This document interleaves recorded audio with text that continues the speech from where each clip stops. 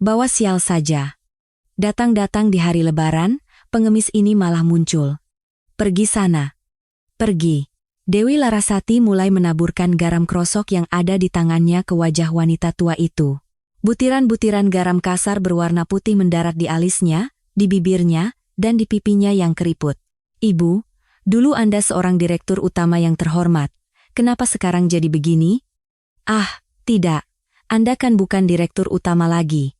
Mata wanita tua itu perlahan terpejam. Tangannya terkepal menahan amarah. Namun, sudut bibirnya sedikit terangkat. Wanita ini adalah Kartini Wijoyo, Direktur Utama Nusantara Group, salah satu konglomerat terbesar di Indonesia. Sebenarnya, apa yang terjadi pada wanita dengan kekayaan triliunan rupiah ini? Mengapa di hari lebaran ia harus datang seperti pengemis di hadapan menantunya? Sebelum cerita dimulai, subscribe dan like gratis akan membawa berkah untuk Anda. Cerita dimulai. 15 hari sebelumnya, di kantor pusat Nusantara Group, SCBD, Jakarta. Ruang kerja Direktur Utama di lantai 50, yang menghadap langsung ke Cakrawala Jakarta terasa begitu sunyi. Kartini Wijoyo sedang duduk di mejanya, membolak-balik dokumen. Wanita berusia 72 tahun dengan rambut peraknya yang disanggul rapi ini adalah sosok legendaris. Ia berhasil mengubah sebuah pabrik garmen kecil peninggalan suaminya 40 tahun lalu menjadi sebuah grup perusahaan bernilai triliunan rupiah. Di antara para karyawan, ia dijuluki Ratu Es karena tidak pernah menunjukkan emosinya. Saat rapat, jika ada direktur yang membuat kesalahan, cukup satu kata darinya. Tidak ada teguran, tidak ada bentakan. Hanya dengan tatapan mata yang dingin, ia bisa membekukan siapapun. Itulah sebabnya, ia tidak pernah sekalipun memberikan wewenang manajemen kepada kedua putranya. Ibu Direktur, boleh saya sampaikan hasil pemeriksaannya? Dr. Harun, dokter pribadinya, membuka suara dengan hati-hati. Kartini, tanpa mengalihkan pandangan dari dokumennya, hanya mengangguk. Ada masalah pada katup jantung ibu. Memang tidak sekarang, tapi jika ibu terus-menerus memaksakan diri dalam kondisi ini, sesuatu yang fatal bisa terjadi dalam setahun. Ibu Direktur. Sudah saatnya ibu melepaskan semuanya. Tangan Kartini berhenti bergerak. Ia menutup dokumennya dan perlahan melepas kacamatanya. Urat-urat menonjol di punggung tangannya yang keriput. Dr. Harun melihat tangan itu sedikit gemetar. Melepaskan? Saya sarankan ibu untuk pensiun. Sudah waktunya ibu menentukan penerus. Setelah Dr. Harun pergi, Kartini bersandar di kursinya dan menatap langit-langit untuk waktu yang lama. 40 tahun.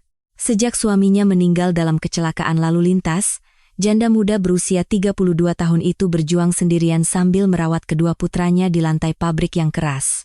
Masa-masa di mana tangisan anak-anaknya tenggelam oleh deru mesin tenun. Masa-masa di mana ia harus menunduk di hadapan para pemilik toko, memohon agar diberi harga yang lebih murah. Ia telah menelan semua penghinaan dan penderitaan itu untuk sampai ke titik ini. Tapi sekarang, ia harus melepaskannya. Kepada siapa? Kartini teringat wajah kedua putranya. Yang pertama, Bima. Lulusan universitas ternama, pandai bicara. Tapi Kartini tahu, Bima adalah putra yang selalu mundur di saat-saat genting. Putra yang lebih dulu mencari alasan daripada memikul tanggung jawab. Yang kedua, Bayu. Temperamennya meledak-ledak dan punya daya juang, tetapi ia tidak bisa lepas dari alkohol. Kartini tahu betul betapa menderitanya menantunya, Siti, karena kelakuan Bayu. Ia hanya pura-pura tidak tahu. Pak Budi. Pak Budi, sekretarisnya yang menunggu di luar, masuk. Iya, Bu. Duduk. Pak Budi tahu dari pengalamannya selama 20 tahun. Jika sang direktur menyuruhnya duduk, berarti ada masalah besar. Dengan hati-hati ia duduk di sofa, dan Kartini mulai bicara. Sebelum lebaran, saya mau membuat sebuah skenario. Skenario apa, Bu? Sebarkan rumor bahwa Nusantara Group bangkrut. Mata Pak Budi membelalak. Selama 20 tahun mendampingi Kartini dan mengalami berbagai macam hal, ini adalah yang pertama kalinya. Ibu, apa maksud Anda? Bangkrut? Dengar. Dengarkan dulu sampai selesai baru bicara. Kartini bangkit dan berdiri di depan jendela kaca yang besar. Cahaya lampu Jakarta terpantul di wajahnya. Jantung saya tidak sehat. Dokter Harun menyuruh saya pensiun. Jadi saya berpikir, kepada siapa perusahaan ini akan saya berikan? Kepada Pak Bima atau Pak Bayu? Tentu saja. Karena itu saya akan melakukan tes. Kartini menoleh. Tatapannya sama seperti saat ia merancang strategi bisnis. Dingin dan tajam. Katakan perusahaan kita bangkrut. Katakan kita dikejar-kejar oleh penagih utang. Dalam situasi itu, saya ingin melihat dengan mata kepala saya sendiri apa yang akan dilakukan oleh putra-putra saya. Pak Budi kehilangan kata-kata. Namun, ia segera menunduk. Selama 20 tahun, penilaian Kartini tidak pernah salah. Pilih 3 orang yang bisa dipercaya dari tim keamanan, suruh mereka berperan sebagai penagih utang. Cari yang pandai berakting. Baik, Bu. Dari 5 direksi, beritahu hanya Pak Wiryo, Pak Susilo, dan Pak Tirtayasa. Jangan beritahu Pak Hartono dan Pak Santoso. Saya tidak suka sorot mata mereka berdua. Pak Budi yang sedang mencatat, berhenti. Ibu, apakah Ibu mencurigai Pak Hartono dan Pak Santoso? Bukan mencurigai, tapi memastikan. Tikus akan melompat lebih dulu saat kapal mulai tenggelam. Sudut bibir Kartini sedikit terangkat. Itu bukan senyuman. Itu adalah tekad seorang panglima yang telah bertahan di medan perang selama 40 tahun. Seminggu kemudian, di ruang rapat utama kantor pusat Nusantara Group. Pukul 9 pagi, rapat Dewan Direksi Darurat diadakan. Di dalam ruangan, ada Direktur Bima Prakoso, Manajer Senior Bayu Wicaksono, dan kelima Dewan Direksi. Saat Kartini masuk, semua orang berdiri. Kartini membuka suara. Hari ini ada yang ingin saya sampaikan. Keheningan menyelimuti, Kartini meletakkan sebuah amplop koklat di atas meja. Proyek investasi perkebunan kelapa sawit di Kalimantan yang kita danai, gagal total. Suara gumaman terdengar. Wajah Bima memucat. Ibu, apa maksud? Diam dan dengar. Satu kata dari Kartini membuat seisi ruangan membeku. Selain itu, pinjaman bank dengan jaminan gedung kantor pusat ini akan jatuh tempo bulan depan. Selama ini kita gali lubang tutup lubang. Tapi sekarang sudah tidak ada lagi lubang yang bisa ditutup. Tepat pada saat itu, pintu ruang rapat terbuka dengan kasar dan 3 pria berwajah sangar masuk. Jaket kulit hitam, kacamata hitam, kalung emas tebal di leher, penampilan mereka benar-benar seperti penagih utang. Ibu Kartini Wijoyo, kami datang untuk menagih utang. Bunganya saja sudah 15 miliar, teriak pria yang tampaknya pemimpin mereka. Ia kemudian menyapu dokumen di atas meja hingga jatuh berantakan ke lantai. Kertas-kertas berhamburan seperti salju, gelas pecah dan air tumpah. Seorang pria menendang kursi hingga membentur dinding. Bima segera berdiri dan mundur. Apa-apaan ini? Panggil Satpam. Satpam. Bayu yang terkejut, bersembunyi di bawah meja. Kartini tidak bergerak. Ia duduk di kursinya, menatap lurus ke wajah para penagih utang itu, seolah ia adalah sutradara sebuah drama yang berjalan sesuai naskah. Ibu Kartini, jika dalam seminggu utang 50 miliar tidak dibayar, gedung ini akan kami sita seluruhnya. Setelah para penagih utang itu menghancurkan ruang rapat dan pergi, suasana menjadi kacau balau. Di antara pecahan kaca dan kertas yang berserakan, wajah para direktur dipenuhi ketakutan. Bima berkata dengan suara gemetar, "Ibu, apa ini benar? Apa perusahaan benar-benar bangkrut?" Kartini perlahan berdiri. Tanpa berkata apa-apa, ia keluar dari ruang rapat. Begitu pintu tertutup, teriakan para direktur meledak dari dalam. Di koridor, Pak Budi sudah menunggu. Kartini berkata dengan suara pelan, babak pertama selesai. Ibu, Pak Bima dan Pak Bayu terlihat sangat terkejut. Semua orang bisa terkejut, yang penting adalah apa yang terjadi setelahnya. Kartini berhenti berjalan dan menoleh ke arah Pak Budi.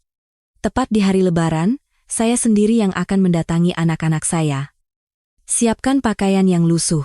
Saya harus terlihat seperti pengemis. Ibu sendiri yang akan melakukannya? Sifat asli manusia akan terlihat di depan hidangan lebaran. Saat lapar dan kedinginan, saat tidak punya uang dan kekuasaan. Orang yang mengulurkan tangan pada saat itulah orang yang sesungguhnya. Hati Pak Budi terasa sesak. Seorang wanita dengan aset triliunan rupiah harus berpakaian seperti pengemis dan berdiri di depan rumah putranya. Inilah ujian terakhir yang dipilih oleh wanita pebisnis terbaik di negeri ini. Libur Lebaran sudah di depan mata. Kartini membuka lemari pakaian di penthouse-nya. Blas sutra, mantel kasmir, sepatu bermerek, semuanya tergantung rapi. Melewati semua itu, ia mengambil sebuah jaket usang dari bagian paling dalam. Itu adalah seragam kerja yang ia kenakan di pabrik 20 tahun lalu. Saat mengenakan jaket itu, yang terpantul di cermin bukanlah seorang direktur utama, melainkan seorang wanita tua biasa yang punggungnya telah bungkuk oleh kerasnya kehidupan. Kartini menatap bayangannya di cermin untuk waktu yang lama. Tidak mungkin anak-anakku. Ucapannya terhenti. Ujung jarinya terasa dingin. Jantungnya berdebar kencang. Wanita yang tidak pernah gentar menghadapi bisnis. Kini kakinya gemetar saat hendak menemui putranya. Kegagalan dalam bisnis bisa ditutupi dengan uang. Tapi pengkhianatan dari anak, tidak ada yang bisa menutupinya. Malam takbiran, Kartini turun dari taksi dan berdiri di depan kompleks apartemen putra sulungnya, Bima. Angin dingin menembus jaketnya yang usang. Cahaya hangat dari lobi apartemen tampak dari balik pintu kaca. Kartini merogoh sakunya. Tidak ada apa-apa. Tidak ada dompet, tidak ada kartu, tidak ada nomor telepon sekretarisnya. Ia datang ke depan pintu rumah putranya hanya dengan satu nama. Ibu.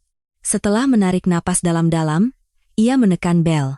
Tak lama kemudian, apa yang akan dihadapinya adalah kenyataan yang lebih kejam dari pengkhianatan manapun yang pernah ia alami selama 40 tahun berkarir. Malam takbiran di apartemen Pondok Indah, lantai 32. Saat bel berbunyi, terdengar langkah kaki dari dalam. Pintu terbuka, dan putra sulungnya, Bima Prakoso, muncul. Dari dalam rumah, tercium aroma masakan lebaran. Aroma opor ayam, aroma rendang. Kehangatan rumah merembes keluar melalui celah pintu. Mata Bima membelalak begitu melihat ibunya, tapi itu bukan karena senang, melainkan karena kaget. Ibu? Kenapa penampilan ibu seperti ini? Kartini sengaja membungkukkan punggungnya dan memaksakan suara yang lemah. Bima, ini kan lebaran. Ibu hanya ingin melihat wajahmu. Apa itu penting sekarang? Suara Bima berubah dingin. Ia bersandar di pintu, tidak mempersilakan ibunya masuk. Saya dengar perusahaan bangkrut. Para penagih utang menghancurkan kantor pusat. Apa semua itu benar?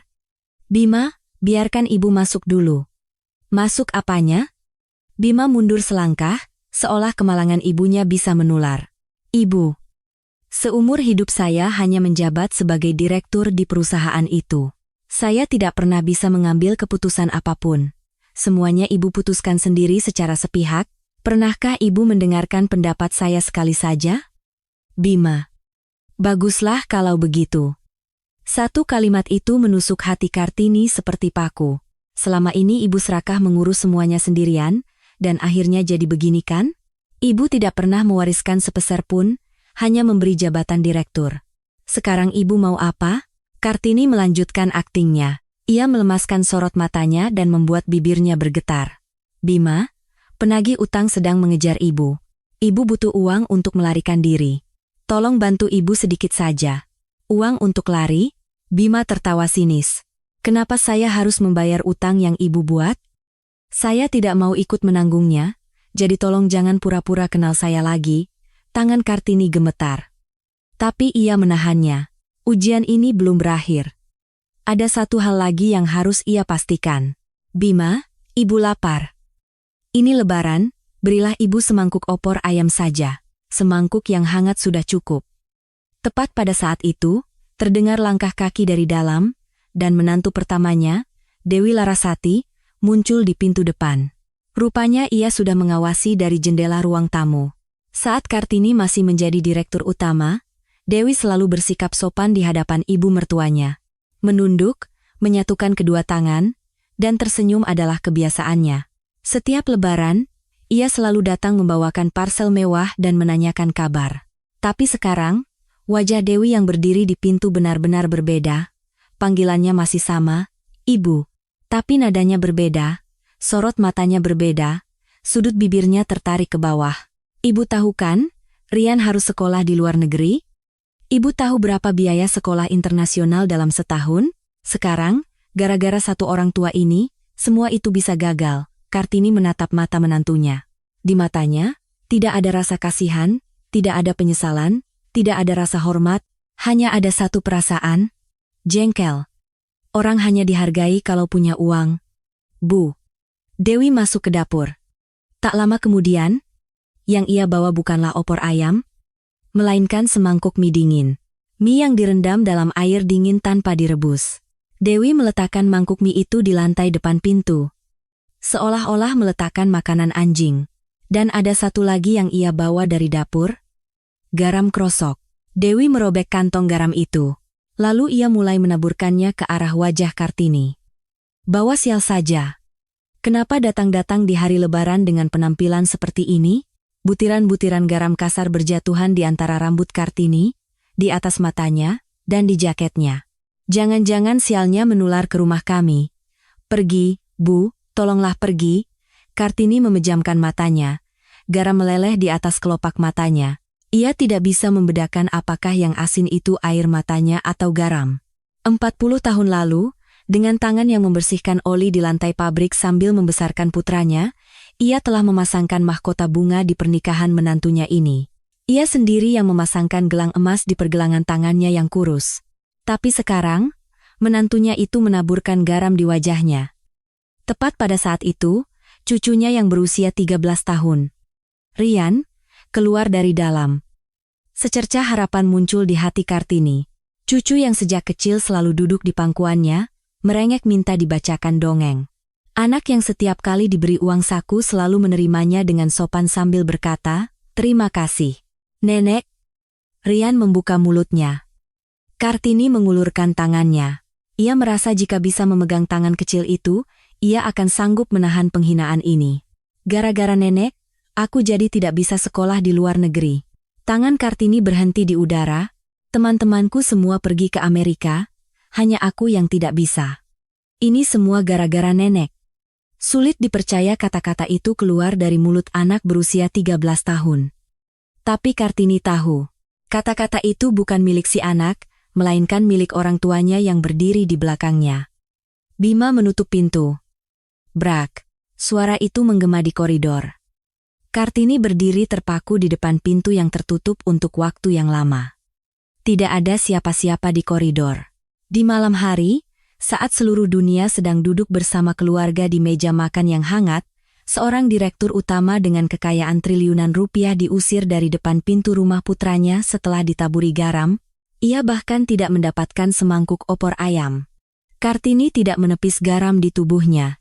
Dengan membawa penghinaan itu, ia naik taksi menuju rumah putra keduanya, Bayu. Pukul 8 malam. Di depan sebuah apartemen di Tebet. Dibandingkan rumah kakaknya, apartemen ini lebih sederhana. Bayu memang memiliki jabatan manajer senior, tapi ia tidak bisa menghabiskan uang sebanyak kakaknya dan keluarga menantunya, Siti. Juga bukan dari kalangan berada. Kartini menekan bel. Saat pintu terbuka, wajah menantunya, Siti Aminah, muncul. Dan ekspresinya sangat berbeda dari yang ia lihat di rumah pertama. "Ibu." Kedua mata Siti membelalak. Tapi itu bukan karena kaget, melainkan karena khawatir. "Ibu dari mana saja?" "Telepon ibu tidak aktif, kami khawatir sekali." "Ibu, di cuaca sedingin ini, kenapa pakai baju begini?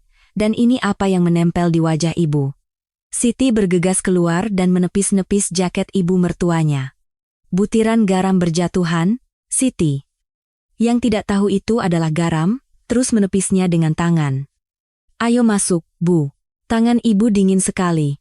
Siti menggenggam kedua tangan Kartini dengan tangannya, tangan yang dingin. Tapi kehangatan dari tangan Siti terasa sampai ke jantung Kartini. Di ruang tamu, tersaji hidangan lebaran yang sederhana. Opor ayam, sambal goreng ati, rendang, dan beberapa macam sayur. Tidak mewah, tapi penuh dengan ketulusan. "Ibu, saya sudah siapkan opor. Makanlah selagi hangat, Bu." Siti masuk ke dapur dan menyajikan opor ayam dalam sebuah mangkuk. Asap mengepul. Di atasnya ditaburi bawang goreng dan irisan daun seledri, lalu sebuah sendok diletakkan dengan rapi. Kartini mengangkat sendoknya. Suapan pertama, kuah panas itu mengalir turun ke kerongkongannya. Bukan perutnya, melainkan hatinya yang terasa hangat. Wanita yang baru saja ditaburi garam, diusir dari depan pintu, dan dilempari semangkuk mie dingin di rumah putra pertamanya, kini hampir menangis di hadapan semangkuk opor ayam ini. Tapi ia menahannya, ia masih dalam sandiwara. "Ibu, apa urusan perusahaan sangat berat?" tanya Siti hati-hati. Kartini mengangguk. "Siti, perusahaan bangkrut. Ibu dikejar-kejar penagih utang, dan tidak punya uang sepeser pun." Siti terdiam sejenak, tapi ekspresinya tidak berubah. Ia tidak panik, tidak kecewa, tidak juga menyalahkan. Siti kembali menggenggam erat kedua tangan Kartini. "Ibu, saya akan bantu semampu saya. Saya tidak punya banyak, tapi saya akan selalu ada di sisi ibu." Tepat pada saat itu, pintu depan terbuka dengan kasar, dan bau alkohol menyengat masuk. Putra keduanya, Bayu Wicaksono, masuk sambil terhuyung-huyung. Dasinya longgar, dan kemejanya penuh noda minuman keras. "Ada apa ini?" Mata Bayu menyapu ruang tamu. Ibunya yang berpakaian lusuh, dan istrinya yang sedang duduk sambil memegang tangan ibunya. "Sedang apa kalian? Hidup sudah hancur begini, masih saja mengurus orang tua." Bayu melangkah masuk dengan kasar. "Mas, tenanglah. Ibu datang." "Ibu? Ya, baguslah ibu datang. Perusahaannya sudah ibu hancurkan, apa saya harus mengucapkan selamat?" Suara Bayu menggema di seluruh apartemen. "Mas, tolong, diam." Bayu berdiri di depan meja makan. Lalu dengan satu kakinya, ia menendang meja itu. Mangkuk opor melayang ke udara, dan kuah panasnya tumpah. Sambal goreng ati berhamburan di lantai, dan piring-piring pecah berserakan. Kuah opor yang panas tumpah ke pakaian Kartini, mengenai jaket, celana, dan punggung tangannya. Terasa panas menyengat. Rasanya seperti mandi opor ayam. Tapi Kartini menelan amarahnya. Ia mengatupkan giginya dan melanjutkan sandiwaranya. "Bayu, penagih utang sedang mengejar ibu. Ibu butuh uang untuk melarikan diri. Ibu harus keluar negeri untuk sementara waktu. Tolong bantu ibu, minta tolong." Bayu tertawa mengejek. "Keluarga kita hancur gara-gara Anda. Perusahaan akan jatuh ke tangan orang lain, dan Anda masih mengharapkan bantuan? Mulai hari ini, saya tidak punya ibu." Bayu mengambil sebuah figura foto di ruang tamu dan membantingnya ke lantai. Kacanya pecah berkeping-keping. Ia mengambil vas bunga dan melemparkannya ke dinding. Air muncrat dan kelopak bunga berhamburan. "Mas, tolong hentikan." Siti berlari dan memegangi lengan Bayu. Pada saat itu, pecahan kaca di lantai menggores telapak tangan Siti. Darah segar mengalir dari telapak tangannya. "Aduh!" Siti memegangi tangannya. Tapi ia tidak berhenti mencoba menenangkan Bayu. Bayu menatap istrinya. Di matanya, bukan rasa bersalah yang ada, melainkan penghinaan. "Kamu ini selalu sok baik. Apa kamu tidak sadar situasinya?" Bayu menepis tangan Siti. "Keluargamu juga baru saja bangkrut kan? Ayahmu datang meminjam uang padaku, sekarang keluarga kita hancur bersama-sama. Ini semua gara-gara?" Wajah Siti memucat. Ia menggigit bibirnya yang gemetar. Bayu tidak lagi memandangnya. Ia mengambil sandalnya di depan pintu, lalu keluar begitu saja, tentu saja untuk minum lagi. Pintu dibanting dengan keras. Keheningan menyelimuti, lantai dipenuhi pecahan piring, makanan yang tumpah, dan serpihan kaca, seperti medan perang. Di tengah-tengah itu semua, Siti berlutut sambil menekan tangannya yang berdarah. Hati Kartini terasa hancur. Ia hampir lupa bahwa ia sedang bersandiwara. "Siti," panggil Kartini dengan suara pelan. "Apa maksudnya keluargamu bangkrut?" Siti menunduk. Ia lama tidak bisa menjawab, lalu akhirnya membuka mulut. "Ayah saya kan punya usaha logistik. Beberapa waktu lalu, beliau tertipu saat mencoba mengimpor barang murah dari Tiongkok. Beliau kehilangan seluruh modal investasinya, dan sekarang tidak bisa bangkit lagi." Kartini tidak tahu cerita ini. Menantunya ternyata memikul beban seberat itu. "Siti, maafkan ibu. Ibu hampir saja menambah bebanmu." Kartini bangkit dari duduknya. Ia merasa tidak bisa lagi merepotkan anak ini. Ia bergegas menuju pintu depan, tapi Siti menahan tangannya. "Ibu, tunggu sebentar." Siti masuk ke dalam kamar. Dari dalam lemari yang paling dalam, ia mengeluarkan sebuah kotak kardus, kotak kecil. Di atasnya ada lapisan debu tebal, Siti menyerahkan kotak itu kepada Kartini dengan kedua tangannya, dengan sopan.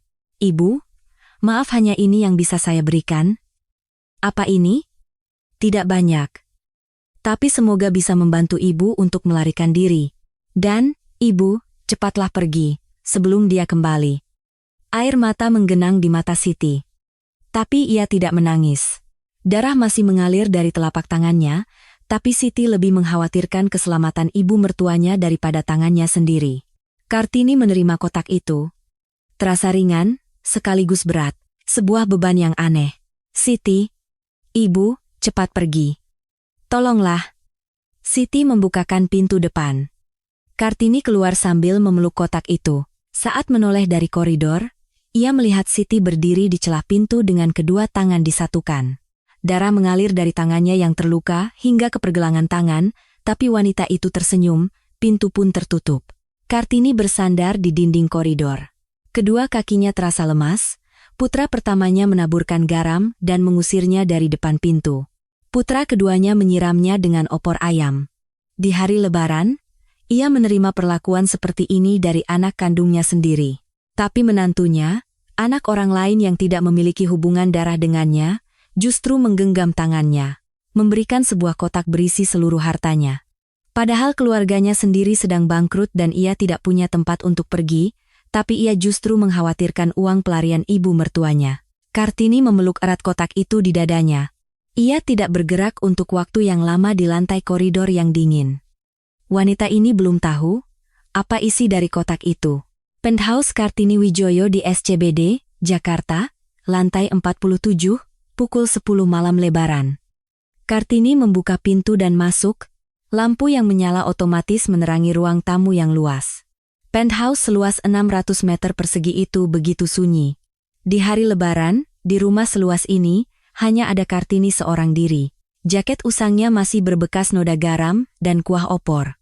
Penghinaan dari rumah pertama dan kedua seolah tercetak di pakaiannya. Kartini masuk ke kamar mandi dan menyalakan air panas. Saat berdiri di bawah pancuran, air menyiram kepalanya.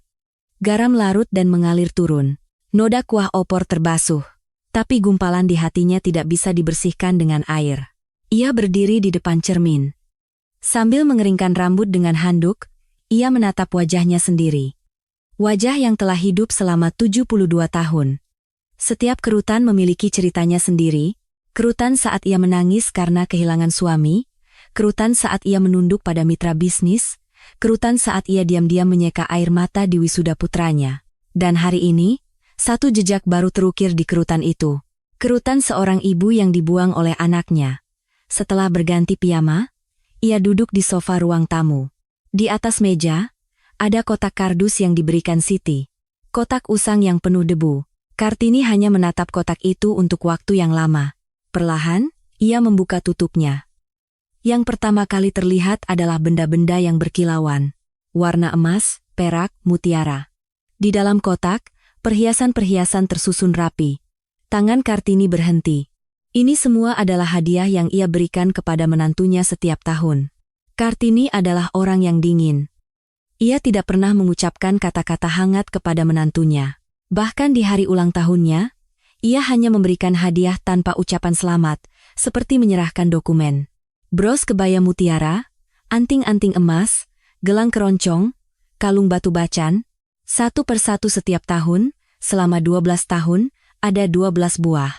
Tapi Siti tidak menjual satu pun, tidak kehilangan satu pun, meskipun keluarganya bangkrut, suaminya pemabuk, dan hidupnya sulit, ia menyimpan perhiasan-perhiasan ini jauh di dalam lemari.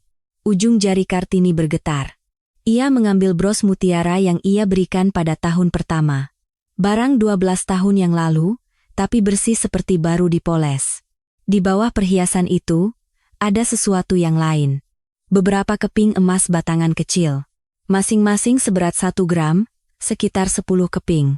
Bukan jumlah yang besar, tapi bagi Siti, ini pasti seluruh hartanya. Dalam kondisi keluarga bangkrut dan tidak mendapatkan nafkah yang layak dari suaminya, ia menabung sedikit demi sedikit. Dan ia memberikan semuanya untuk uang pelarian ibu mertuanya. Mata Kartini mulai memanas, tapi ia belum menangis, karena ada satu benda lagi di dalam kotak itu. Sebuah buku catatan usang. Sampulnya sudah lusuh, dan ujungnya terlipat, dan di sisinya penuh dengan goresan pulpen. Itu adalah buku harian Siti.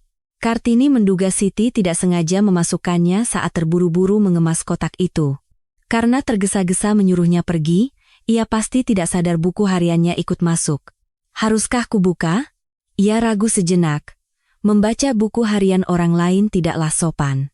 Tapi rasa penasarannya menang. Ia ingin tahu apa yang dipikirkan menantunya ini selama 12 tahun. Ia membuka halaman pertama. Tanggalnya 12 tahun yang lalu. 3 bulan setelah Siti menikah dengan Bayu. Hari ini ibu memberiku bros mutiara. Beliau meletakkannya begitu saja di atas meja makan, tanpa berkata apa-apa. Tanpa bungkusan, tanpa ucapan selamat. Beliau hanya meletakkannya begitu saja. Awalnya aku merasa sedih, tapi malamnya, saat aku memegang bros itu sendirian, aku menemukan tulisan kecil di belakangnya. Untuk Siti, hanya 2 kata. Saat melihat 2 kata itu, aku menangis.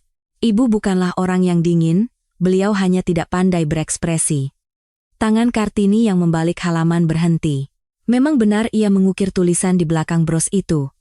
Ia memintanya di toko perhiasan. Fakta bahwa hanya Siti yang menyadarinya membuat hatinya terpukul. Ia membuka halaman catatan tahun kedua. Hari ini ibu memberiku anting-anting emas. Tahun ini pun, beliau hanya meletakkannya di atas meja tanpa berkata apa-apa. Mas Bayu tidak peduli. Tapi aku tahu. Ibu sengaja memilihkan yang pas untuk telingaku. Tahun lalu aku pernah bilang kalau telingaku sakit jika memakai anting yang berat, dan anting tahun ini ringan seperti bulu. Ibu ternyata mendengarkan semuanya. Tahun ketiga. Kalung batu bacan. Tahun ini, ekspresi ibu sepertinya sedikit lebih lembut. Mungkin hanya perasaanku saja. Tapi saat memberikan kalung itu, ujung jarinya menyentuh tanganku. Dan momen singkat itu terasa lebih hangat dari sebuah pelukan. Ibuku meninggal lebih awal, jadi aku hampir tidak punya ingatan memegang tangan ibu. Tapi ujung jari ibu tadi, terasa mirip dengan sentuhan ibu yang kuingat. Kartini tidak bisa membalik halaman lagi. Jari-jarinya terpaku di atas kertas. Ia tahu ibu kandung Siti meninggal lebih awal. Saat perkenalan sebelum menikah, hanya ayahnya yang datang. Tapi fakta bahwa menantunya mencari kehangatan seorang ibu darinya, baru ia ketahui saat ini. Tahun keempat, kelima, keenam. Buku harian itu berlanjut. Catatan tentang setiap perhiasan yang diberikan Kartini setiap tahun.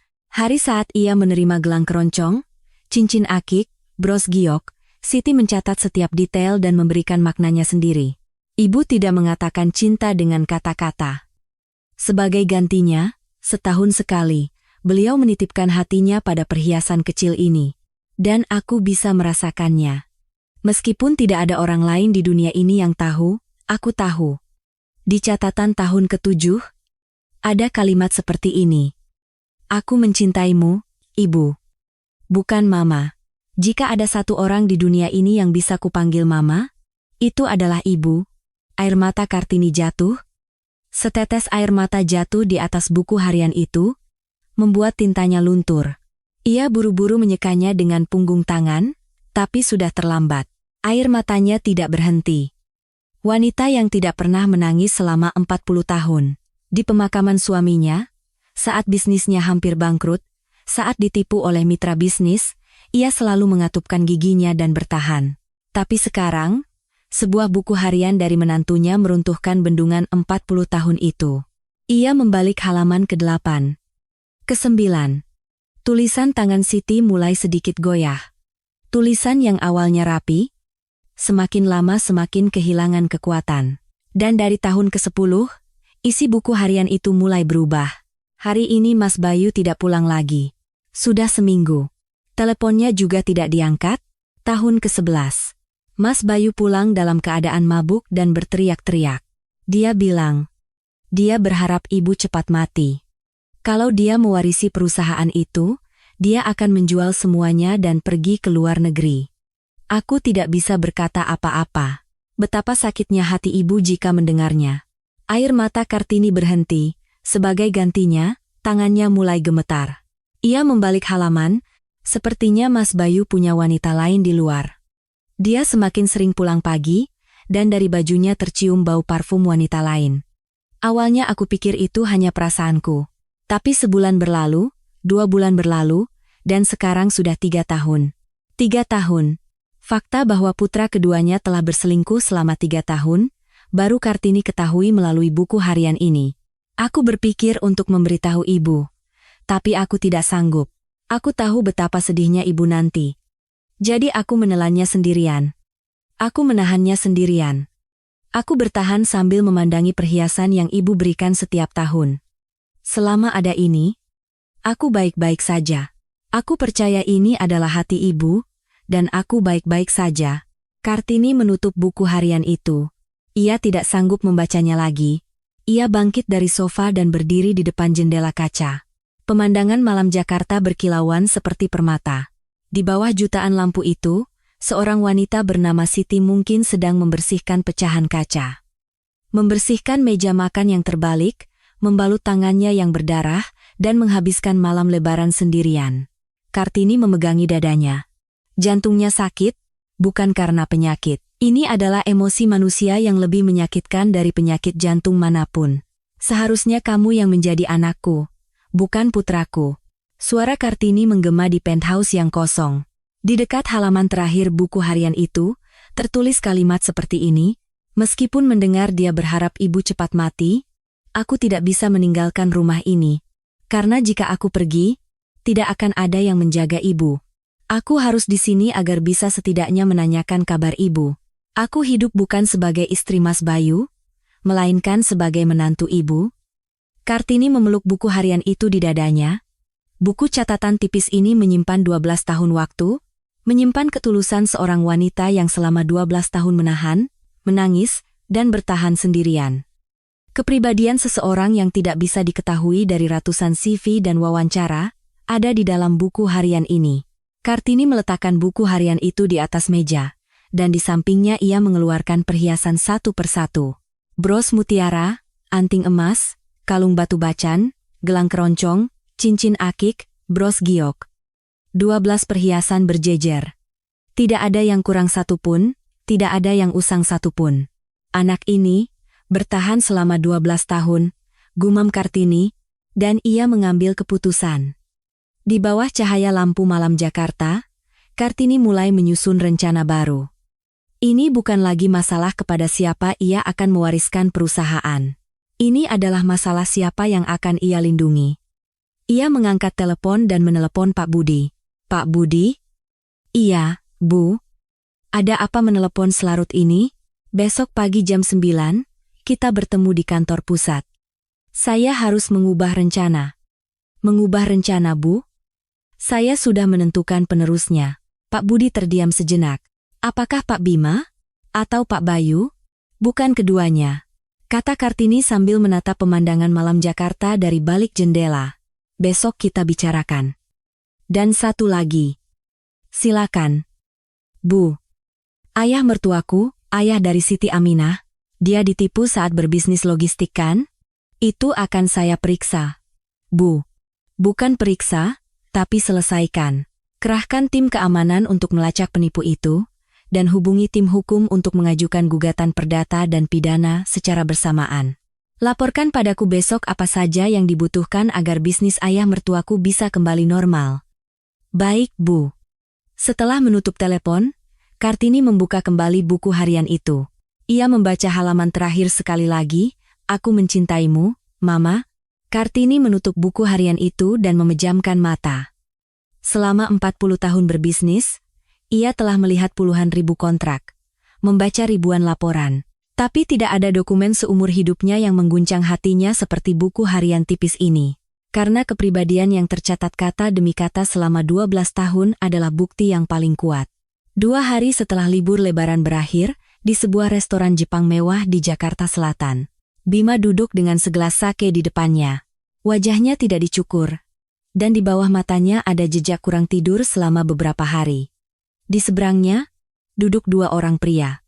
Mereka adalah Pak Hartono dan Pak Santoso, 2 dari 5 direksi Nusantara Group. Pak Hartono, berusia pertengahan 50-an dengan dahi mengkilap dan senyum licin. Pak Santoso, Akhir 40-an dengan penampilan tajam dan otak secepat kalkulator. Keduanya telah bekerja di bawah Kartini selama lebih dari 10 tahun, tetapi di dalam hati mereka selalu merasa tidak puas. Karena meskipun mereka yang menjalankan perusahaan, kekuasaan selalu ada di tangan satu orang, yaitu sang direktur utama. Pak Hartono membuka suara lebih dulu. Pak Bima, saya akan bicara terus terang. Situasi ini bukanlah krisis, melainkan peluang. Bima mengangkat kepalanya. Peluang? Pak Hartono, perusahaan diambang kebangkrutan, peluang apa yang Anda maksud? Justru itu. Pak Santoso menyela sambil meletakkan gelas sakenya. Ibu direktur memaksakan investasi di luar negeri secara sepihak dan menyebabkan masalah ini. Ini jelas-jelas kesalahan pengambilan keputusan manajemen. Secara hukum, ini adalah kelalaian pribadi ibu direktur. Secara hukum, ini bisa menjadi alasan untuk mencabut hak manajemennya, Pak Bima. Mata Bima sedikit bergetar. Pak Hartono tidak melewatkan getaran itu. Pak Bima, ibu direktur sudah berakhir. Beliau sedang dikejar-kejar penagih utang kan? Jika dibiarkan seperti ini, perusahaan akan benar-benar jatuh. Sebelum itu terjadi, Pak Bima harus mengambil alih hak manajemen. Saya mengambil alih? Benar. Sebagai putra, Anda mendeklarasikan suksesi darurat manajemen dan secara resmi meminta pertanggungjawaban ibu direktur. Pak Hartono meletakkan sebuah amplop di atas meja. Di sini ada dokumen yang disiapkan oleh firma hukum. Pengalihan hak manajemen darurat karena kelalaian manajemen. Jika ada persetujuan mayoritas dewan, ini bisa segera dilaksanakan. Bima mengambil dokumen itu. Tangannya gemetar. Mayoritas dewan, berarti 3 dari 5 orang. Pak Santoso mengangguk. Saya, Pak Hartono, dan Bapak. Jika kami bertiga menandatangani, sudah 3 orang. Sisanya, Pak Wiryo, Pak Susilo, dan Pak Tirtayasa, mereka berada di pihak ibu direktur. Jadi kita harus menyingkirkan mereka, menyingkirkan, restrukturisasi. Perusahaan sedang dalam krisis, jadi pengurangan karyawan adalah hal yang wajar. Kita keluarkan mereka bertiga dari dewan direksi dan membentuk manajemen baru yang berpusat pada Bapak. Bima terdiam sejenak. Berbagai pikiran berkecamuk di kepalanya, kebencian terhadap ibunya, kemarahan karena seumur hidup hanya duduk di posisi direktur, dan peluang yang ada di depan matanya sekarang. Tapi, bagaimana cara kita menghentikan kebangkrutan? Kita tidak punya uang. Mata Pak Hartono berbinar. Itu sudah kami siapkan solusinya. Pak Hartono merendahkan suaranya. Ada dana talangan darurat dari pemerintah. Skema pinjaman bunga rendah dengan syarat mempertahankan karyawan saat perusahaan besar mengalami krisis. Selain itu, dengan dalih restrukturisasi perusahaan, kita bisa menjual aset-aset bermasalah, dan keuntungan yang didapat dari proses itu kita alihkan ke perusahaan lain. Apa itu tidak ilegal? Secara administrasi, itu legal. Firma hukum sudah mengaturnya. Pak Santoso mengeluarkan dokumen kedua. Kita dirikan 3 perusahaan cangkang. Kita jual aset-aset bermasalah Nusantara Group dengan harga murah ke perusahaan-perusahaan ini, dan setelah nilai aset pulih, kita jual kembali. Keuntungan dari proses itu, kita bagi antara Bapak dan kami berdua. Mata Bima membelalak. Apa itu benar-benar mungkin? Karena mungkin, makanya kami siapkan. Pak Hartono tersenyum, senyum yang licin. Tapi ada syaratnya. Syarat? Di manajemen baru, berikan kami posisi wakil direktur utama, dan masing-masing 10% saham. Bima mengangkat gelas sakenya dan menenggaknya sekali habis. Lalu perlahan ia mengangguk. Baik, kita lakukan. Demikianlah kesepakatan itu dibuat. 3 hari kemudian, di ruang Dewan Direksi Kantor Pusat Nusantara Group, Bima mengadakan rapat dewan. Di meja rapat, duduk kelima direksi. Pak Hartono dan Pak Santoso tampak tenang, sementara Pak Wiryo, Pak Susilo, dan Pak Tirtayasa tampak cemas. Bima bangkit dari duduknya. Hari ini saya mengajukan agenda darurat, pengalihan hak manajemen darurat karena kelalaian manajemen Ibu Kartini Wijaya dan reorganisasi Dewan Direksi untuk restrukturisasi. Pak Wiryo, seorang eksekutif, berpengalaman berusia akhir 50-an, sontak berdiri. Pak Bima, apa yang Anda lakukan? Pengalihan hak manajemen tanpa persetujuan Ibu Direktur? Ini sama saja dengan kudeta. Bukan kudeta, tapi penyelamatan. Bukankah manajemen sepihak Ibu Direktur yang membuat perusahaan jadi begini? Pak Susilo angkat bicara. Pak Bima, tolong berpikirlah dengan jernih. Saya tidak tahu apa yang dikatakan Pak Hartono dan Pak Santoso, tapi ini jelas akan Anda sesali. Pak Tirtayasa juga menggelengkan kepala. Pak Bima, Ibu Direktur telah bersama perusahaan ini selama 40 tahun. Anda tidak boleh meruntuhkan semuanya hanya karena satu kegagalan. Tapi kata-kata itu tidak masuk ke telinga Bima. Di kepalanya hanya ada satu pikiran. Ibu yang seumur hidup meremehkanku, ibu yang tidak pernah memberiku wewenang, sekarang giliranku menjadi penguasa. Kita akan melakukan pemungutan suara. Yang setuju dengan pengalihan hak manajemen darurat.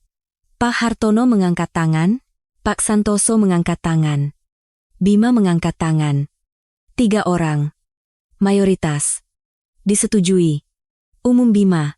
Dan agenda kedua, sebagai bagian dari restrukturisasi, saya memberhentikan Pak Wiryo, Pak Susilo, dan Pak Tirtayasa dari jabatan direksi. Wajah Pak Wiryo memerah. Bima, apa kau sadar apa yang kau lakukan? Jika Ibu Direktur tahu ini, Ibu Direktur bukan lagi Direktur Utama. Beliau hanya mantan pimpinan perusahaan yang bangkrut. Sela Pak Hartono dengan dingin. Pak Wiryo mengepalkan tangannya. Lihat saja nanti. Kalian pasti akan menyesal. Ketiga direktur itu keluar dari ruang rapat. Begitu pintu tertutup, Pak Hartono dan Pak Santoso mendekati Bima dan mengajaknya berjabat tangan. Keputusan yang bagus, Pak Direktur Utama. Untuk pertama kalinya, Bima mendengar panggilan Direktur Utama. Sudut bibirnya terangkat. Tapi senyum itu adalah senyum tikus yang berdiri di atas racun. Siang itu juga, hal pertama yang dilakukan Pak Wiryo setelah dipecat adalah menelepon Kartini. Ibu Direktur, gawat. Kartini menerima laporan itu di ruang kerjanya di penthouse. Pak Budi berdiri di sampingnya. Mendengarkan laporan Pak Wiryo, ekspresi Kartini tidak berubah sedikit pun. Bima, mengambil alih hak manajemen? Benar, Bu. Pak Hartono dan Pak Santoso mendalanginya dari belakang. Mereka berencana membuat perusahaan cangkang untuk menggelapkan aset dan bahkan mengambil dana bantuan pemerintah. Setelah menutup telepon, Kartini duduk bersandar di kursinya. Sesuai dugaan. Pak Budi terkejut. Ibu sudah menduganya? Aku sudah bilang, aku tidak suka sorot mata Hartono dan Santoso. Tikus akan melompat lebih dulu saat kapal mulai tenggelam. Kartini bangkit dari duduknya. Tapi tikus ini tidak hanya melompat, mereka malah mau mengambil alih kemudi kapal. Ini bukan pengkhianatan, ini pemberontakan. Mata Kartini menajam. Ia bukan lagi wanita tua berusia 72 tahun. Melainkan seorang panglima perang 40 tahun yang sedang mengenakan baju zirahnya. Pak Budi, panggil lagi tim keamanan. 3 orang yang berperan sebagai penagih utang itu. Baik. Bu. Dan hubungkan dengan kepala tim hukum. Amankan semua dokumen perusahaan cangkang Hartono dan Santoso, juga dokumen pengalihan hak manajemen yang ditandatangani Bima. Siap. Besok pagi jam 9, aku sendiri yang akan datang ke rapat dewan. Keesokan paginya, di kantor pusat Nusantara Group, Bima duduk di kursi direktur utama. Untuk pertama kalinya ia duduk di kursi yang biasa diduduki ibunya. Pemandangan Jakarta terhampar di bawah kakinya, dan ia merasa seolah-olah pemandangan itu miliknya. Pak Hartono masuk dan melapor. Pak Direktur, dokumen pendirian perusahaan cangkang sudah siap. Sore ini tinggal menandatangani kontrak pengalihan aset. Bagus. Dan permohonan dana darurat pemerintah juga ajukan hari ini. Tepat pada saat itu, pintu ruang rapat terbuka dengan kasar. 3 pria berjaket kulit hitam dan berkacamata hitam masuk. Di belakang mereka, berjalan seorang wanita berbalut mantel kasmir. Rambut peraknya disanggul rapi, mengenakan anting mutiara, dan sepatu bermerek. Itu adalah Kartini Wijoyo, bukan dalam wujud pengemis. Wibawa seorang triliuner terpancar dari seluruh tubuhnya. Wajah Bima memucat, Ibu. Segera turun dari kursi itu. Suara Kartini menembus seisi ruangan. Suara yang pelan namun jelas. Suara yang telah menguasai perusahaan ini selama 40 tahun. Bima sontak berdiri. Kursinya terdorong ke belakang dan membentur dinding. Ibu, apa yang terjadi? Bukankah perusahaan bangkrut? Bangkrut? Apanya yang bangkrut? Kartini mengeluarkan dokumen dari saku mantelnya. Proyek perkebunan di Kalimantan berjalan sesuai rencana. Dana 900 miliar tidak hilang sepeser pun. Utang gedung kantor pusat ini sudah lunas 3 tahun lalu. Kaki Bima lemas. Lalu? Penagih utang waktu itu. Kartini menunjuk ketiga pria di belakangnya. Para pria itu melepas kacamata hitam mereka. Mereka tim keamananku. Aktingnya bagus kan? Wajah Pak Hartono berubah kelabu. Pak Santoso melirik ke arah pintu, tapi seorang petugas keamanan sudah memblokir jalan. Kartini membentangkan dokumen di atas meja. Hartono, Santoso, kalian mendirikan 3 perusahaan cangkang untuk menggelapkan aset perusahaan dan bahkan mau mengambil dana bantuan pemerintah, kan? Pak Hartono tergagap. Ibu, itu salah paham. Kami hanya berusaha menyelamatkan perusahaan. Diam. Satu kata dari Kartini membekukan mulut Pak Hartono. Tim hukum sudah mengamankan semua dokumen. Bukti persekongkolan kalian berdua, rencana pengelolaan dana ilegal, semuanya ada. Kartini menoleh ke arah petugas keamanan, bawa 2 orang ini keluar. 2 petugas keamanan memegangi lengan Pak Hartono dan Pak Santoso. Ibu Direktur, ini tindakan sewenang-wenang. Saya akan panggil pengacara. Teriak Pak Santoso sambil meronta. Tapi ia tidak bisa lepas dari cengkeraman petugas keamanan. Pengacara, silakan panggil, tapi sebelum pengacaramu datang, jaksa yang akan datang lebih dulu, kata Kartini dengan dingin. Jabatan direksi dicabut, seluruh saham disita, pesangon dibekukan, dan akan diajukan gugatan pidana atas tuduhan penggelapan dan penipuan. Pak Hartono dan Pak Santoso diseret keluar. Saat pintu ruang rapat tertutup, yang tersisa hanyalah Kartini dan Bima. Bima berdiri di depan jendela, gemetaran. Ia tidak berani menatap mata ibunya. Bima, ibu, kau lebih memilih menjadi boneka orang lain daripada menjadi putraku? Bima berlutut. Ibu, saya salah. Saya telah dibutakan. Waktu lebaran, apa yang kau katakan pada ibumu? Mulut Bima terkunci. Kau bilang baguslah. Kau bilang tidak mau ikut menanggung utang jadi jangan pura-pura kenal. Istrimu menaburkan garam di wajahku, dan anakmu bilang gara-gara neneknya dia tidak bisa sekolah di luar negeri. Dahi Bima menyentuh lantai. Dan kau bahkan mencoba merebut perusahaan yang dibangun ibumu untuk menggelapkan dana secara ilegal. Inikah putra yang kubesarkan selama 40 tahun? Suara Kartini bergetar. Entah karena marah atau sedih. Berdiri. Bima mengangkat kepalanya. Air matanya mengalir. Mulai hari ini, kau dipecat dari jabatan direktur. Dilarang masuk ke perusahaan. Urusan hukum akan diselesaikan oleh pengacara. Ibu, tolong sekali saja. Pergi. Bima berjalan keluar dari ruang rapat sambil terhuyung-huyung. Saat pintu tertutup, Kartini bersandar di kursinya dan memejamkan mata. Jantungnya berdebar kencang, jantung yang diperingatkan oleh dokter pribadinya, berdetak tidak teratur. Pak Budi mendekat, Ibu, Anda tidak apa-apa? Aku tidak apa-apa.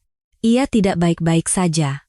Tapi Kartini masih punya urusan yang harus diselesaikan. Berikutnya Bayu. Pak Budi bertanya hati-hati. Apa saya panggilkan Pak Bayu? Panggil. Dan suruh Siti datang juga. Kita perlu bicara bertiga. Kartini menatap keluar jendela. Langit cerah. Pertarungan terakhir menantinya. Sore itu pukul 3, di ruang kerja Direktur Utama Nusantara Group. Kartini sedang duduk di mejanya, merapikan dokumen. Hanya dalam beberapa jam setelah memecat Bima dan menyeret Hartono serta Santoso, perusahaan telah kembali normal. Pak Wiryo, Pak Susilo, dan Pak Tirtayasa telah kembali, dan jajaran manajemen telah ditata ulang seperti semula. Pak Budi mengetuk pintu. Ibu, Pak Bayu sudah datang. Suruh masuk. Pintu terbuka, dan putra keduanya, Bayu Wicaksono, masuk. Pria yang beberapa hari lalu dalam keadaan mabuk menendang meja makan dan berteriak, "Saya tidak punya ibu" pada ibunya, hari ini tampak seperti orang yang sama sekali berbeda. Rambutnya ditata rapi, ia mengenakan setelan jas yang licin, dan di kedua tangannya ada kantong belanja dari department store. Jelas sekali ia langsung bergegas datang setelah mendengar kakaknya dipecat dan perusahaan kembali normal. Ibu. Bayu mendekat dengan wajah ceria. Ibu, ibu tidak tahu betapa khawatirnya saya. Saya tidak bisa tidur mendengar berita perusahaan bangkrut. Kartini tidak mengalihkan pandangan dari dokumennya. Oh ya? Kau tidak bisa tidur? Benar, Bu. Saya tidak pernah menyangka Mas Bima akan melakukan hal seperti itu. Menusuk ibu dari belakang, saya berbeda dengannya, Bu. Bayu meletakkan kantong belanja di atas meja. Ini syal kasmir kesukaan ibu, model terbaru, dan ini, suplemen ginseng. Ibu harus menjaga kesehatan. Kartini perlahan mengangkat kepalanya. Ia menatap wajah putranya, wajah yang 30 tahun lalu ia susui. Anak yang menangis semalaman saat giginya tumbuh. Anak yang tidak mau melepaskan tangan ibunya di hari pertama masuk TK. Anak itu sekarang sedang menjilat demi mendapatkan hak manajemen. Bayu? Iya, Bu. Waktu lebaran, kau bilang apa padaku? Senyum Bayu sedikit kaku. Itu, saya sedang mabuk, jadi saya salah bicara. Kau berteriak hidup sudah hancur gara-gara orang tua. Menendang meja makan, dan bilang mulai hari ini kau tidak punya ibu. Ibu? Itu benar-benar karena saya mabuk, jangan salahkan alkohol. Alkohol hanya menampakkan sifat asli, bukan mengubah orang. Kartini bangkit dari duduknya. Ia mendekati Bayu. Katakan terus terang. Kenapa kau di sini? Mata Bayu bergetar. Tapi ia segera menata kembali ekspresinya dan berlutut. Ibu, saya salah. Saya sungguh-sungguh menyesal. Karena Mas Bima sudah dipecat, sekarang biarkan saya yang membantu ibu di perusahaan. Saya akan berbakti pada ibu dan bekerja keras. Kartini menatap putranya dari atas. Matanya dingin. Hak manajemen tidak bisa kuberikan pada orang sepertimu. Apa? Berdiri. Berlutut tidak akan mengubah apa-apa. Bayu berdiri. Wajahnya mulai memerah. Ekspresi sopan yang ia pasang perlahan luntur. Ibu, kalau bukan untuk Mas Bima dan bukan untuk saya, lalu kepada siapa ibu akan memberikan perusahaan ini? Itu urusanku. Saya juga putra ibu. Saya sudah hidup di keluarga ini selama 30 tahun. Apa saya bahkan tidak dianggap sebagai anak? Suara Bayu meninggi. Wajah menjilatnya luntur, dan di baliknya muncul wajah aslinya. Wajah yang dipenuhi amarah dan keserakahan. Kartini tidak bergeming, dianggap sebagai anak? Kau harus bertingkah seperti anak dulu baru bisa dianggap sebagai anak. Kartini mengeluarkan selembar dokumen dari laci. Bayu, setelah kau menikah, sudah berapa tahun kau punya wanita lain di luar? Wajah Bayu seketika menegang. Keringat mulai membasahi dahinya. Apa maksud ibu? 3 tahun. Selama 3 tahun kau berselingkuh di luar dan bahkan tidak pulang ke rumah. Siapa yang bicara omong kosong seperti itu? Siti menahannya sendirian selama 3 tahun. Setiap malam, saat kau pulang pagi, dia mencium bau parfum wanita lain di bajumu tanpa bisa berkata apa-apa. Mata Bayu membelalak. Perempuan itu yang mengadu pada ibu? Perempuan itu? Suara Kartini merendah. Semakin rendah, semakin menakutkan. Siti adalah istrimu. Waktu lebaran, saat aku menendang meja makan, dia yang mencoba menghentikanmu meskipun tangannya terluka oleh pecahan kaca. Kau panggil dia perempuan itu? Bayu mundur selangkah. Tapi tak lama kemudian, ekspresinya berubah menjadi kurang ajar, seperti binatang yang terpojok dan menunjukkan giginya. Iya. Saya selingkuh? Memangnya kenapa? Mata Kartini menyipit. Apa katamu? Daripada punya istri yang tidak bisa punya anak, lebih baik punya simpanan di luar dan punya anak. Bukankah itu cara untuk melanjutkan garis keturunan keluarga kita? Kata-kata itu memenuhi ruang kerja. Kartini seketika merasa dunianya menjadi putih. Selama 40 tahun berbisnis, ia telah mengalami berbagai pengkhianatan dan penghinaan, tapi kata-kata ini berbeda. Menyalahkan menantunya karena tidak bisa punya anak, sehingga berselingkuh adalah hal yang wajar. Dan itu adalah cara untuk melanjutkan garis keturunan. Fakta bahwa yang mengatakan ini adalah putranya sendiri, merobek-robek hati Kartini. Anak kurang ajar. Kartini mengambil tas tangannya di samping dan melemparkannya ke wajah putranya. Tas tangan itu menyerempet dahi Bayu dan terbang. Kotak kosmetik dan kunci di dalamnya tumpah ke lantai. Siti bertahan di sisimu selama 3 tahun, 12 tahun, dan yang keluar dari mulutmu adalah punya simpanan? Apa ini perkataan manusia? Dadanya berdebar kencang. Jantungnya berdetak tidak normal dengan cepat. Gejala yang sama persis seperti yang diperingatkan oleh dokter pribadinya. Ibu yang seumur hidup menguasai perusahaan sendirian dan tidak memberikan sepeser pun pada putranya, sekarang malah membela menantu? Iya. Tidak untuk Mas Bima, tidak untuk saya. Apa ibu mau membawa semua uang itu ke liang lahat? Teriak Bayu sekencang-kencangnya. Dada kiri Kartini terasa sakit. Ia memegangi dadanya dengan tangan. Napasnya menjadi sesak. Kakinya mulai kehilangan kekuatan. Bayu? Apa? Kartini mencoba berpegangan pada meja, tapi tangannya tergelincir. Lututnya tertekuk dan ia jatuh ke lantai. Sambil memegangi dada dan terengah-engah, ia menunjuk ke atas meja. Di atas meja, obat. Di atas meja ada sebuah botol obat kecil. Obat darurat yang diletakkan di bawah lidah saat terjadi serangan jantung. Kartini, yang terbaring di lantai, menunjuk botol obat itu dengan tangan gemetar. Bayu berhenti. Ia menatap ibunya yang tergeletak di lantai. Lalu perlahan ia berjalan ke meja dan mengambil botol obat itu. Kartini mengira putranya akan memberikan obat itu. Sekesal apapun, separah apapun, tidak ada anak yang tidak akan memberikan obat saat ibunya jatuh, pikirnya. Bayu mengambil botol obat itu dan berbalik. Lalu ia berjalan ke arah jendela. Bayu, apa yang kau lakukan? Bayu membuka jendela. Angin dari ketinggian lantai 50 masuk ke dalam ruang kerja. Dokumen-dokumen beterbangan. Tirai berkibar. Dan Bayu melemparkan botol obat itu keluar jendela. Botol obat kecil itu menghilang ke udara. Mata Kartini mengikuti botol obat itu. Semakin jauh, hingga tak terlihat. Bayu berbalik dan berkata, kakak sulung toh akan masuk penjara. Kartini, yang terbaring di lantai, menatap putranya. Penglihatannya mulai kabur. Kalau ibu juga meninggal di sini, perusahaan ini akan jadi milikku. Bayu tersenyum. Wajahnya dengan sudut bibir terangkat itu bukan lagi wajah anak yang ia rawat 30 tahun lalu. Itu adalah wajah iblis. Bayu berbalik dan keluar, pintu tertutup, hanya Kartini yang tersisa di ruang kerja. Ia terbaring di lantai, terengah-engah. Dada kirinya sakit seperti diremas, pandangannya semakin gelap. Telepon kantor ada di atas meja. Untuk meminta bantuan, ia harus meraih telepon itu. Tapi dalam posisi terbaring, tangannya tidak sampai.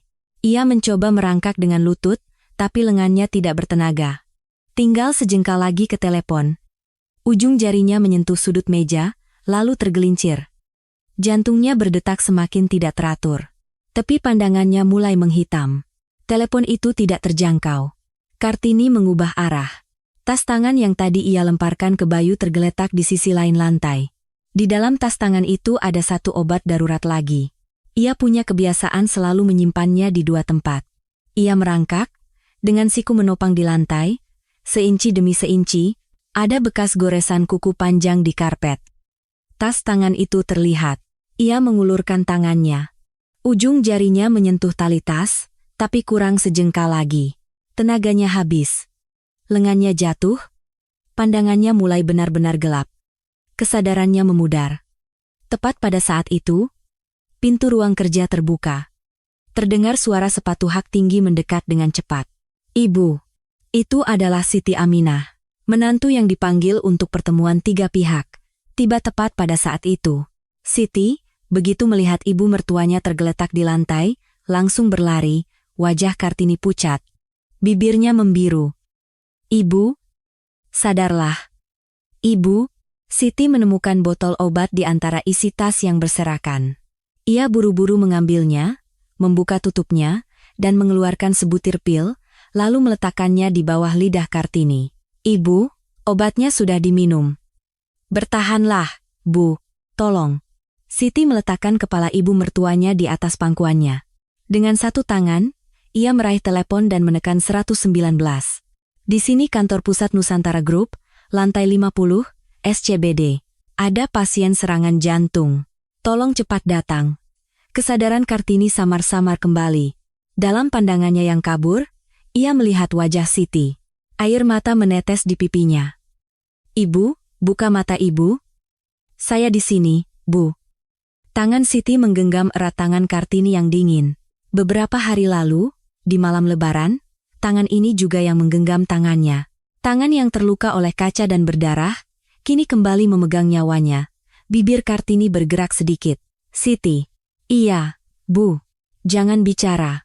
Ambulans sebentar lagi datang. Terima kasih. Mata Kartini kembali terpejam. Ruang perawatan intensif rumah sakit. 2 hari kemudian, Kartini membuka matanya, langit-langit putih terlihat. Di hidungnya ada selang oksigen, dan di lengannya ada jarum infus. Di sampingnya, seseorang sedang memegang tangannya. Itu adalah Siti. Tanpa menggelar tempat tidur darurat, ia tertidur di kursi sambil memegang tangan ibu mertuanya. Wajahnya menunjukkan jejak kurang tidur selama 2 hari. Saat Kartini sedikit meremas tangan Siti, Siti terkejut dan terbangun. Ibu? Ibu sudah sadar? Di mana ini? Di rumah sakit. Ibu tidak sadarkan diri selama 2 hari. Ibu? Syukurlah. Syukurlah. Air mata Siti bercucuran, tapi ia segera menyekanya dan mengambilkan air. Ibu, minum dulu. Pelan-pelan. Setelah minum seteguk air, Kartini menatap wajah Siti. Wajah yang tidak tidur selama 2 hari. Sepatu hak tinggi yang berbeda karena bolak-balik di koridor rumah sakit. Wajah polos tanpa riasan dengan lingkaran hitam pekat di bawah mata. Siti. Iya, Bu, ceraikan Bayu.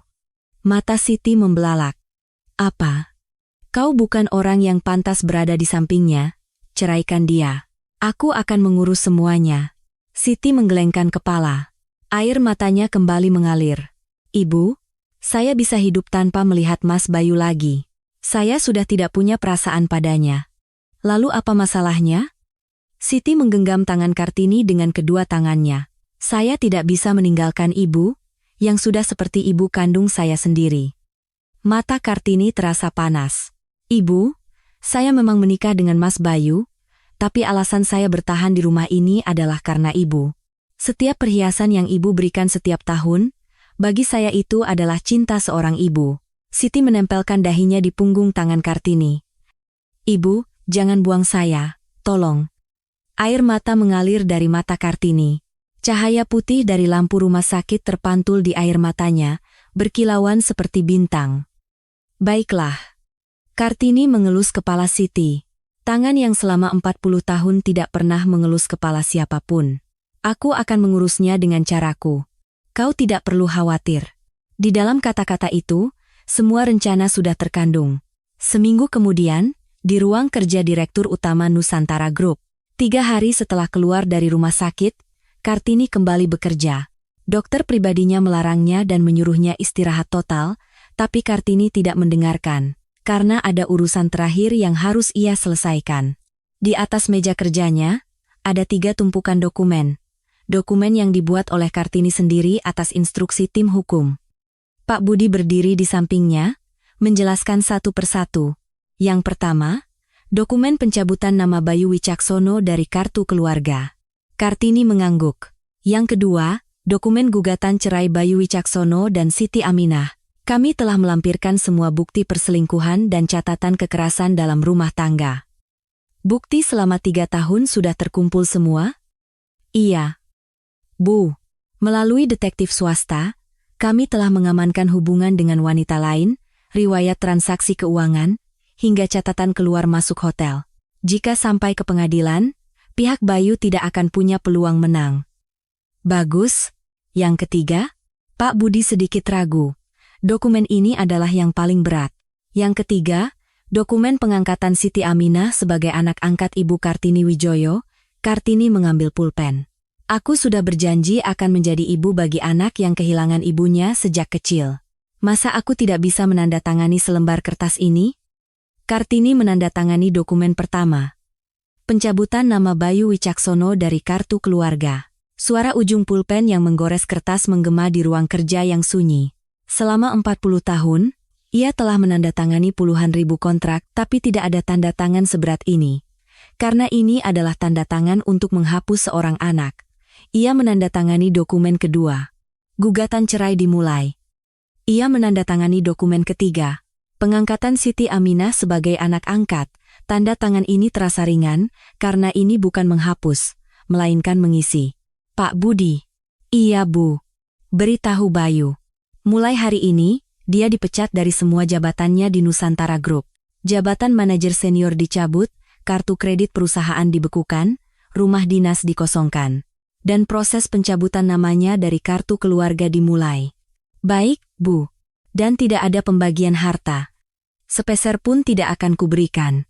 Biarkan dia pergi dengan tangan hampa. Pak Budi menunduk. Selama 20 tahun bekerja di samping Kartini, ia baru pertama kali melihat wajah sang direktur seperti ini. Bukan wajah marah atau sedih, melainkan wajah dengan tekad yang kuat. Sore itu, pemberitahuan disampaikan kepada Bayu. Bayu, yang menerima pemberitahuan itu di kantornya, langsung berlari ke ruang kerja direktur utama, tapi 2 orang petugas keamanan memblokir pintu. Minggir. Kalian tahu siapa saya? Saya putra Ibu Kartini. Petugas keamanan menjawab tanpa ekspresi, maaf Pak. Atas perintah Ibu Direktur, akses dibatasi. Gila, Ibu. Ibu. Ini aku, Bayu, buka pintunya. Tidak ada jawaban dari dalam. Bayu menggedor pintu, menendangnya, dan berteriak-teriak. Ibu. Saya salah. Beri saya 1 kesempatan lagi. Ibu. Suara Bayu menggema di koridor. Karyawan yang lewat menoleh. Suaranya terdengar dari lantai 40 hingga 50. Tapi pintu ruang kerja itu tidak terbuka. Bayu bertahan di depan pintu selama 1 jam. Akhirnya, ia digiring keluar gedung oleh tim keamanan. Pemandangan punggung Bayu yang keluar dari lobi dan gerbang utama, sama persis dengan masuknya saat mengusir ibunya di hari Lebaran. Proses perceraian berjalan cepat. Awalnya Bayu memberontak. Ia menolak cerai, menuntut pembagian harta, dan meminta uang ganti rugi. Tapi di hadapan bukti selama 3 tahun yang diajukan oleh tim hukum, semua argumennya runtuh. Catatan keluar masuk hotel, riwayat transaksi keuangan dengan wanita lain, hingga rekaman suara. Hakim memenangkan Siti Aminah. Di hari perceraian disahkan, Siti berdiri lama di depan pengadilan. Pernikahan selama 12 tahun berakhir dengan selembar kertas. Ia tidak menangis. Air matanya sudah habis ia keluarkan selama 12 tahun. Malam itu, Kartini memanggil Pak Budi. Bagaimana kabar ayah mertua? Saya laporkan. Bu. Tim keamanan dikerahkan untuk melacak sindikat penipuan di Tiongkok. Bekerja sama dengan pihak bandara setempat, kami berhasil menangkap 2 pelaku utama, dan 70% dari dana investasi ayah mertua bisa dikembalikan. 70%? Berarti dia bisa memulai bisnis lagi. Iya, Bu, dan tim hukum juga sudah memulai konsultasi untuk menormalkan kembali bisnis logistik ayah mertua, mulai dari pemulihan mitra bisnis, pemulihan kredit, hingga rencana perputaran dana. Kartini mengangguk. Hubungi ayah mertua langsung. Tawarkan kontrak resmi sebagai mitra logistik Nusantara Group. Tetapkan harga sedikit di atas pasaran. Dia butuh ruang untuk bernapas sampai bisa bangkit lagi. Mata Pak Budi memerah. Ibu, jika ayah mertua tahu, beliau pasti akan sangat berterima kasih.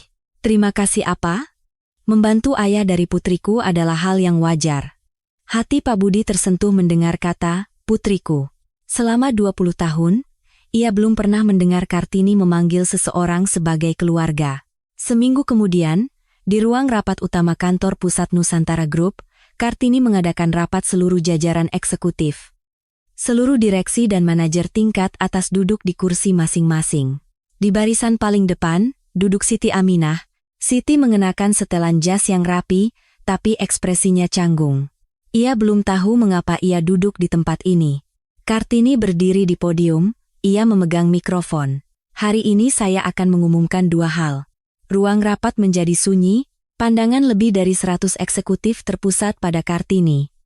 Pertama, saya, Kartini Wijoyo, mengundurkan diri dari jabatan Direktur Utama Nusantara Group. Suara gumaman terdengar. Kartini mengangkat tangan untuk menenangkan. Karena alasan kesehatan, saya tidak bisa lagi memimpin di garis depan. Tapi saya tidak bisa menyerahkan perusahaan ini kepada sembarang orang, Kartini menatap Siti. Kedua, Saya menunjuk Siti Aminah sebagai Direktur Utama Nusantara Group yang baru. Ruang rapat membeku. Mata Siti membelalak, mulutnya terbuka. Ibu, apa maksud? Mulai hari ini, Siti Aminah adalah putri angkat saya dan penerus Nusantara Group. Kartini mundur selangkah dari mikrofon dan melanjutkan, pasti ada di antara kalian yang merasa aneh. Mengapa saya menyerahkan perusahaan kepada menantu, bukan putra? Saya akan beritahu alasannya. Kartini mengeluarkan sebuah buku catatan usang dari sakunya. Buku harian Siti. Di dalam buku catatan ini, tersimpan 12 tahun waktu. Tersimpan catatan seseorang yang tidak pernah berubah selama 12 tahun, ada hal yang tidak bisa diketahui dari ratusan CV dan wawancara, yaitu kepribadian seseorang. Kartini menatap Siti. Anak ini, saat punya uang maupun tidak punya uang, adalah orang yang sama. Saat ibu mertuanya menjadi direktur utama maupun menjadi pengemis, ia menggenggam tangan dengan hati yang sama. Inilah kualitas seorang pemimpin. Kemampuan membaca angka bisa dipelajari, tapi kemampuan membaca hati manusia adalah bawaan lahir. Tepuk tangan meledak di ruang rapat. Awalnya hanya 1-2 orang, tapi tak lama kemudian menyebar ke seluruh ruangan. Air mata mengalir dari mata Siti. Malam itu, meskipun lebaran sudah lewat, Kartini mengunjungi apartemen kecil Siti. Sebuah studio di Tebet yang ditempati Siti setelah bercerai. Sempit, tapi bersih, Siti menyambut ibu mertuanya di depan pintu. Ibu, kenapa datang ke tempat sesempit ini? Sempit kenapa? Yang penting hangat. Kartini melepas sepatunya dan masuk. Di atas meja makan kecil, ada panci berisi opor ayam. Asap mengepul. Saya tahu ibu akan datang. Jadi saya sudah siapkan opor. Opor buatanmu yang paling enak. Keduanya duduk berdampingan. Meja makan yang sempit, saling bersentuhan siku. Tapi jarak yang sempit itu jauh lebih hangat daripada 600 meter persegi penthouse di SCBD. Siti menyajikan semangkuk opor di hadapan ibu mertuanya. Menaburkan bawang goreng dan irisan daun seledri, lalu meletakkan sendok dengan rapi, sama persis seperti opor yang ia sajikan di malam lebaran. Kartini mengangkat sendoknya. Ia menyuap sesendok. Panas, kuahnya mengalir turun ke kerongkongan hingga ke dada. Opor yang tidak bisa ia makan di hari lebaran, baru ia makan sekarang. Enak, kata Kartini. Dalam 2 kata itu, terkandung rasa terima kasih selama 12 tahun. Siti juga mulai menyantap opornya. Keduanya duduk berdampingan, makan opor. Tidak ada percakapan, hanya suara sendok dan suara menelan kuah yang terdengar pelan. Kartini membuka suara lebih dulu. Siti. Iya, Bu. Selama 40 tahun, aku hanya hidup untuk bisnis. Cara menghasilkan uang, cara memerintah orang, cara menang dalam persaingan. Hanya itu yang aku tahu. Kartini meletakkan sendoknya. Tapi lebaran kali ini, aku sadar. Nilai seseorang tidak bisa diukur dari saldo rekening. Orang kaya sesungguhnya bukanlah orang yang punya banyak uang, melainkan orang yang punya orang yang tetap di sisinya meskipun tidak punya uang. Siti menunduk. Air matanya menetes ke mangkuk opor. Ibu, kedua putraku membuang ibunya karena tidak punya uang. Tapi kau, meskipun tidak punya uang, memberikan seluruh hartamu dalam sebuah kotak. Itulah manusia. Itulah keluarga. Kartini menggenggam tangan Siti. Siti, terima kasih. Terlambat memang, tapi mulai sekarang, aku akan menjadi ibumu. Ibu yang sesungguhnya. Siti mengangkat kepalanya. Air mata mengalir di pipinya, tapi senyum merekah di bibirnya. Ibu, justru saya yang berterima kasih. Setiap perhiasan yang ibu berikan setiap tahun selama 12 tahun, tidak ada yang saya buang. Tidak ada yang saya jual. Karena saya tahu, itu adalah hati ibu. Ujung hidung Kartini memerah saat berkata, dasar bodoh. Perhiasan memangnya apa? Bagi ibu mungkin hanya perhiasan, tapi bagi saya, itu adalah pelukan seorang ibu. Kartini tidak bisa melanjutkan kata-katanya. Selama 72 tahun hidup, baru pertama kali ia mendengar kata, pelukan seorang ibu. Keduanya duduk lama sambil berpegangan tangan. Opornya sudah dingin, tapi tangan mereka berdua hangat. Di luar, angin musim dingin mengetuk jendela. Meskipun hanya sebuah studio sempit, di dalamnya terisi sesuatu yang paling besar di dunia, yaitu nama keluarga, Keluarga bukan berarti harus sedarah. Keluarga bukan berarti harus tercatat di kartu keluarga. Orang yang selalu ada di sisi, saat punya uang maupun tidak, saat tertawa maupun menangis, dengan setia. Itulah keluarga. Kartini telah menghasilkan triliunan rupiah selama 40 tahun. Tapi ia tidak menyadari ada sesuatu yang lebih berharga dari triliunan itu, yang selama 12 tahun ada di sisinya. Sebuah kotak usang yang diberikan oleh menantunya lebih berat dari kontrak bernilai triliunan. Hal yang paling mahal di dunia tidak bisa dibeli dengan uang, yaitu ketulusan hati seseorang. Bagaimana pendapat Anda tentang cerita ini? Silakan tinggalkan komentar Anda, dan jika Anda menikmatinya, jangan lupa subscribe dan like gratis, ya. Sampai jumpa di cerita menarik berikutnya.